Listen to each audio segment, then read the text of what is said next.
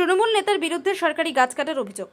তৃণমূল নেতার বিরুদ্ধে সরকারি গাছ কাটার অভিযোগ স্থানীয় বাসিন্দাদের। ঘটনা নদিয়ার কৃষ্ণগঞ্জের মাঝদিয়া টুঙ্গি ভাজনঘাট গ্রাম পঞ্চায়েতের এলাকায়।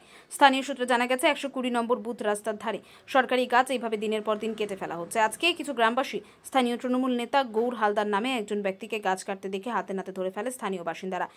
বাসিন্দারা জানতে চান যে সরকারি গাছ কাটছেন কেন।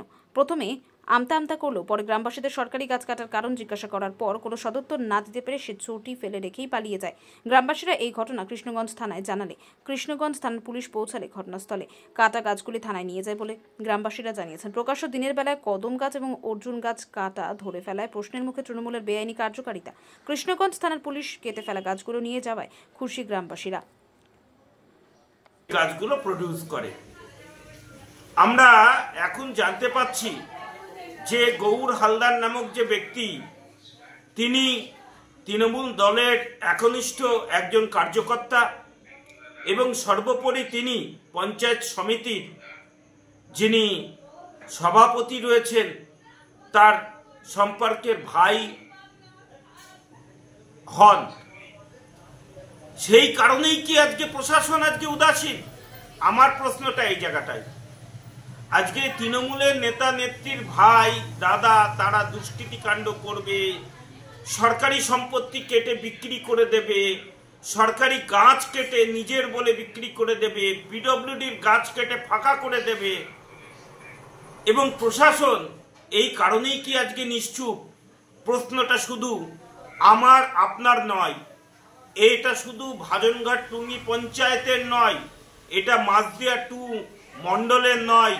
এই প্রশ্নটা আজকে সারা নদিয়া জেলা ব্যাপী সারা পশ্চিমবঙ্গের মানুষের কাছে এই প্রশ্ন থাকলো যে তৃণমূল নেতা হলে পরে আজকে যারা প্রকাশ্যে দিনের বেলায় চুরি করবে সেক্ষেত্রেও প্রশাসন উদাসীন থাকবে? আমরা জানতে চাই। Bureau report. 4:30-5টার সময় সব বলছে রাস্তার ধারে কেউ গাছ কাটছে আর রাস্তার গাছ তুলছে।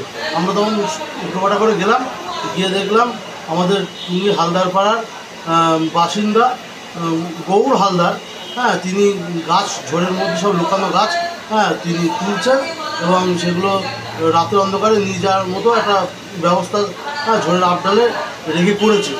এবং আমরা তখনই গিয়ে ধরলাম, ধরার পরে গিয়ে বললাম যে কী ব্যাপার, তুমি এখানে গাছ তুলছো কেন বা গাছগুলো কেটেছো কেন? তারপরে বললো যে এরকম কী করবো, রাস্তার গাছ একটা কেটেই দিলাম। তখন আমরা স্থানীয় প্রশাসনকে জানালাম, প্রশাসন এসে গাছগুলো তুলে নিয়ে গেছে এবং সঙ্গে সঙ্গে উনি পালাতে। আপনার নাম? আমার নাম তন্ময় হালদার। গৌর হালদারের বিরুদ্ধে গাছ কাটার অভিযোগ, কি বলবেন? দেখুন, গৌর হালদার গাছ কাটাচ্ছে এ বিষয়ে আমি সেরকম কিছু জানি না, তবে যখন কথা উঠেছে জনগণ যখন বলছে সে গাছ কেটেছে, তা এ বিষয়ে আইনের পথে চলবে। আইন যেটা তদন্ত করে যা জানবে, যদি সত্যি সে গাছ কেটে থাকে তবে আইনানুগ ব্যবস্থা নেবে। এ বিষয়ে আমার নতুন করে কিছু বলার নেই। বলছি, আপনাদের তৃণমূল দলকে আপনার ওই পাশে দাঁড়াবে, তৃণমূল নেতার পাশে? তৃণমূল কংগ্রেস কখনো অন্যায়ের পাশে দাঁড়ায় না। যদি সে অন্যায় করে থাকে অবশ্যই সে আইনানুগ সাজা পাবে। আপনার নাম? আমার নাম সন্দীপ। ব্যুরো রিপোর্ট, উত্তরের প্রহরী।